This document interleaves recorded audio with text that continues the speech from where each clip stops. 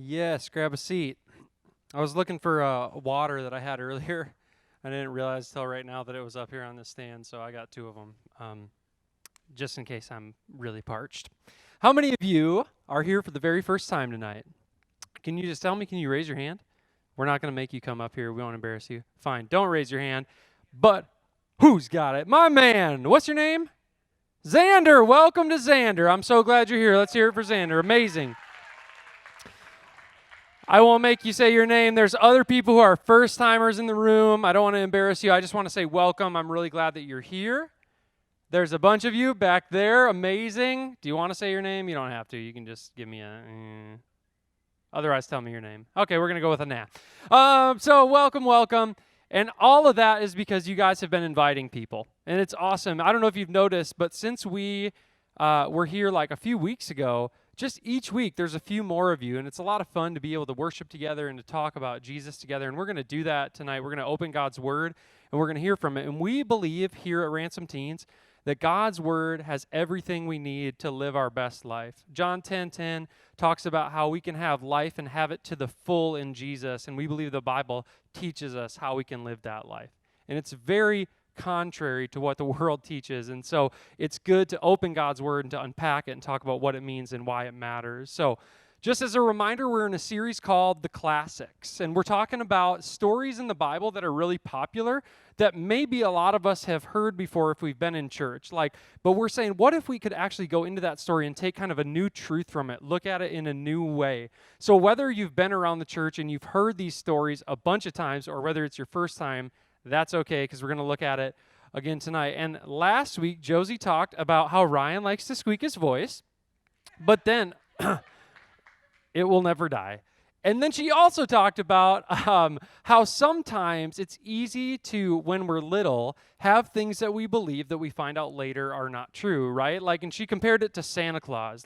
We believe it when we're little, and then some of us still believe it when we're adults, and maybe it's time to give it up, right? But anyways, we learn these things, and we realize later, oh, that's not true anymore. And sometimes we can treat Jesus like that, like he's just some fairy tale, like he's Santa Claus. Yeah, he's good for me when I'm young, but then I actually can reason my way out of things. And we talked about the fact that God is not like Santa Claus at all because he's still living, he's active, he's real. We didn't make that up, and we went into small groups, and we talked about the miracles that he is still doing.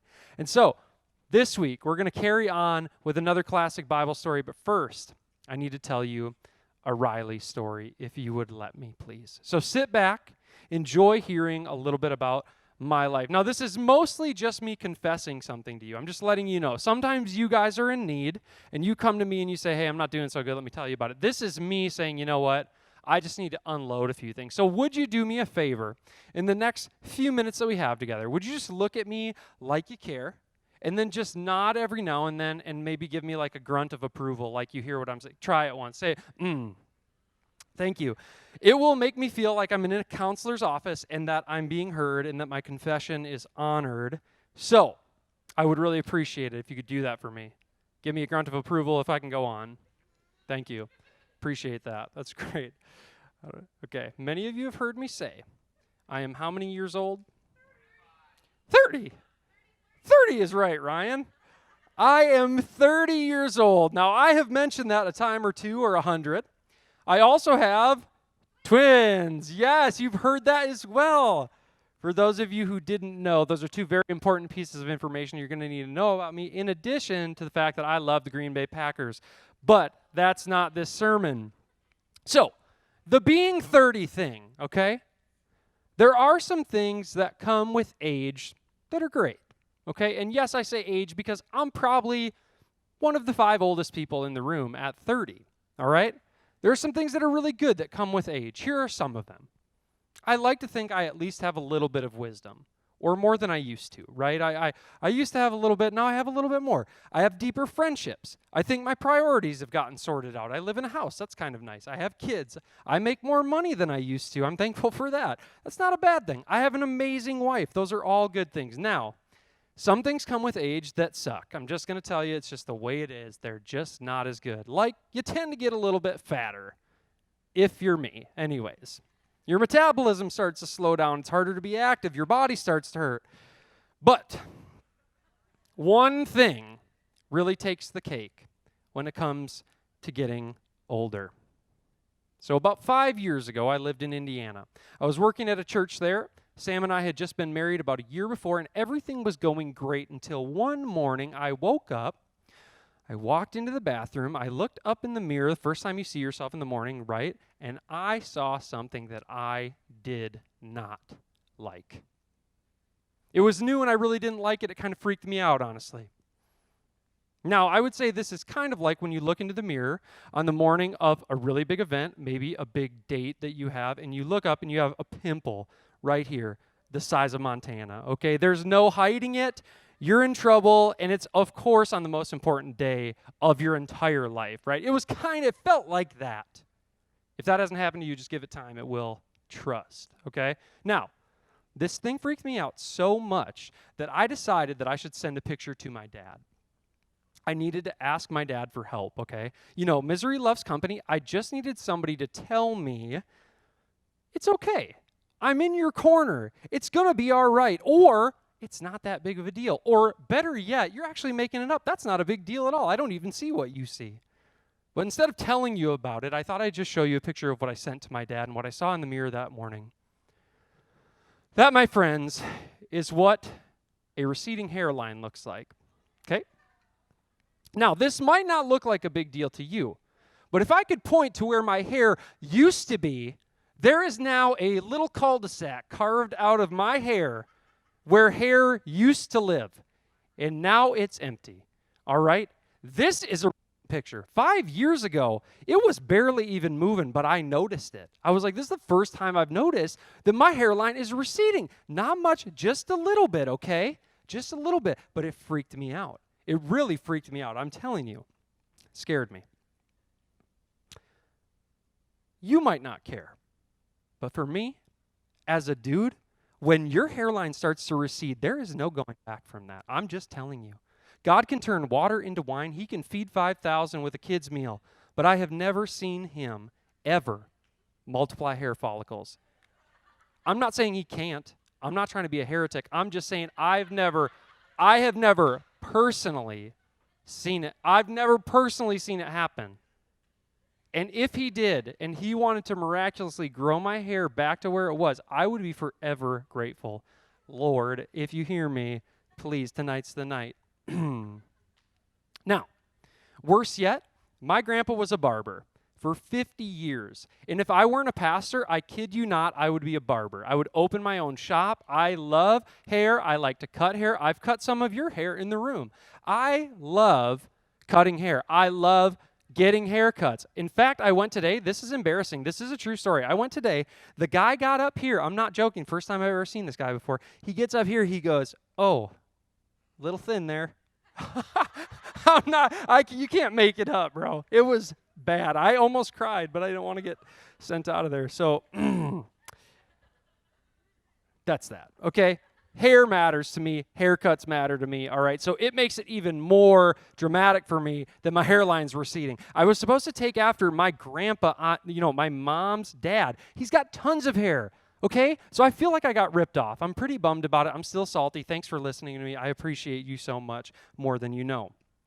Now, as a guy, I think it's embarrassing because of this reason. Losing your hair, it's a telltale sign that you're getting older, right? Age is not just a number anymore. You're starting to see it.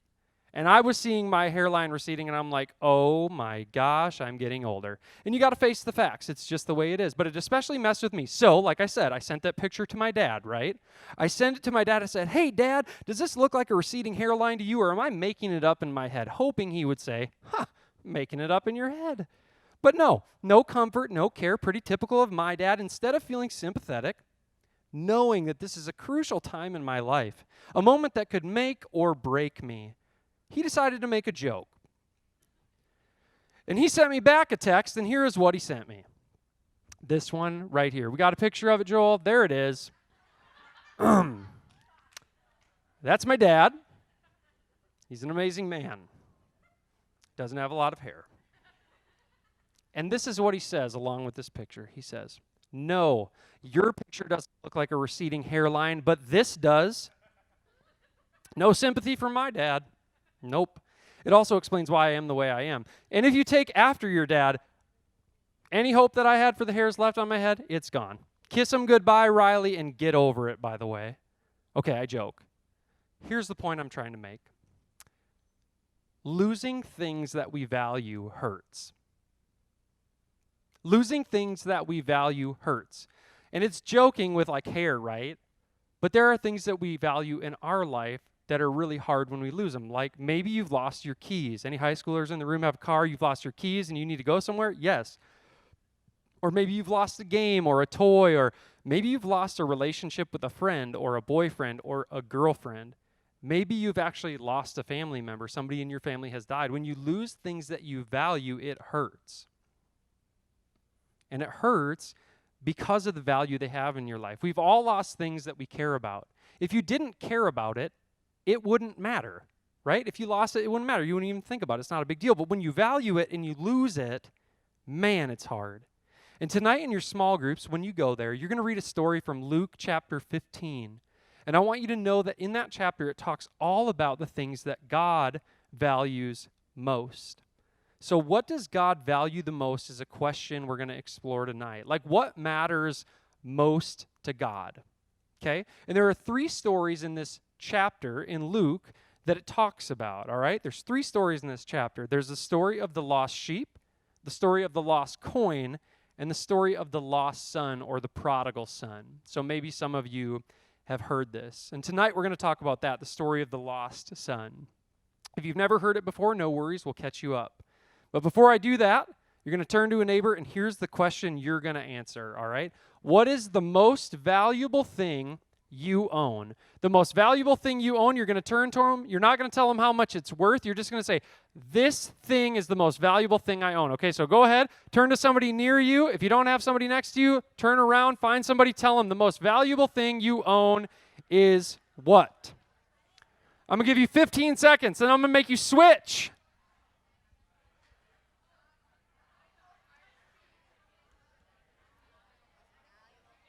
All right, if you haven't switched already, switch. If you see somebody sitting near you that's not talking to anybody, you ask them, what's the most valuable thing you own? Probably, well, I don't own my house yet, but it's worth a lot more than anything else. Probably my car. Like I actually own that. Okay. Bring it back. Now, what are some of the things that you guys said? Most valuable thing you own, go. Car. Somebody said a car. What? Basketball and football. What do you say? A dog. Very. Okay, what you got? Your phone. Yes, phones are expensive. Very expensive. Phone? Phone. Oh my gosh, bro. Come on. You're killing me. What else we got? Most valuable thing you own. If you're a student, maybe you said some sort of electronic, like a video game system or a phone or something. What? Shoes, okay, shoes. What you got? You are valuable. You're right. Absolutely true. Yes. What else? Yeah. Oh my gosh. Blankies, okay, cool. If you're an adult leader, maybe you said something. Okay, we're good, okay. If you're an adult leader, you might have said something like a house or an education or something like that, a degree that you went to school. What? You're getting married? Whoa, that's amazing. Go Jules. I feel like I have nothing left to say. I didn't even know that. That's awesome. Wow. But do you really own that until you actually get married, or is that just like on loan until you actually seal the deal? Okay, cool. We're going to move on. I'm going to say something I regret. Okay, now, whatever that thing is for you, lock it in, everybody. I'm looking at you.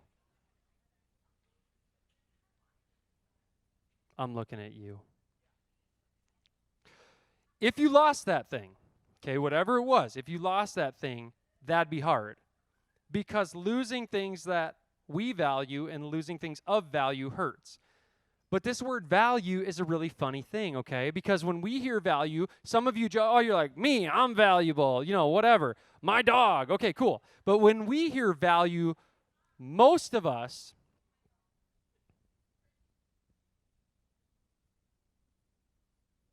When we hear value, most of us think money, right? We think of materials or resources, right? Like that's valuable, okay? Now, that's how the world defines value. How much did those shoes cost? That's an expensive store. They got their clothes from a certain place, so they must be cool. When I was in high school, you know what was hot? Hollister. Does that even exist anymore? Is it it's still a store? Is it still cool?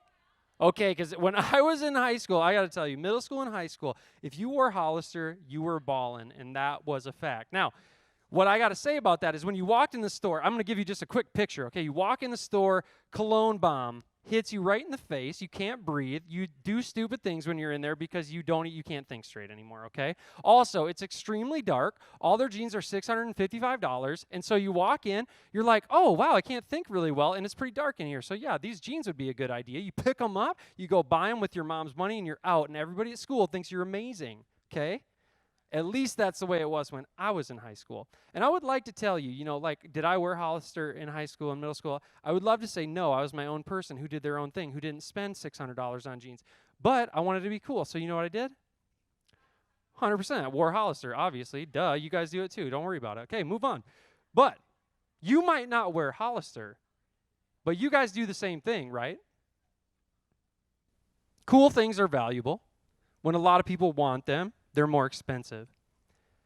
But when we talk about value, we think about money.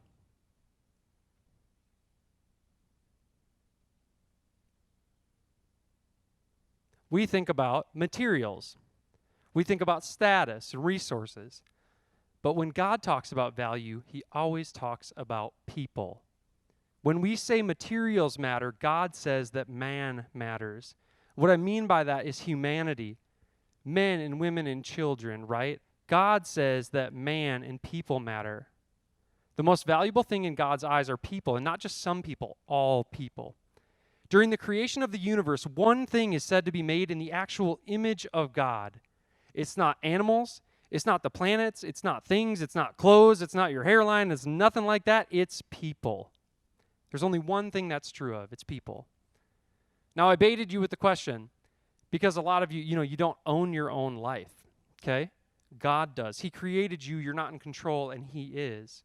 Like, think about it. Whatever you said, if you said some sort of thing, like a phone, or you said whatever you might have said, a house, if I asked you how many of those your life is worth, that's a dumb question. Because it's like, how many cars are my daughter's lives worth? No amount of cars. They don't even belong in the same equation. Life is so much more valuable than things.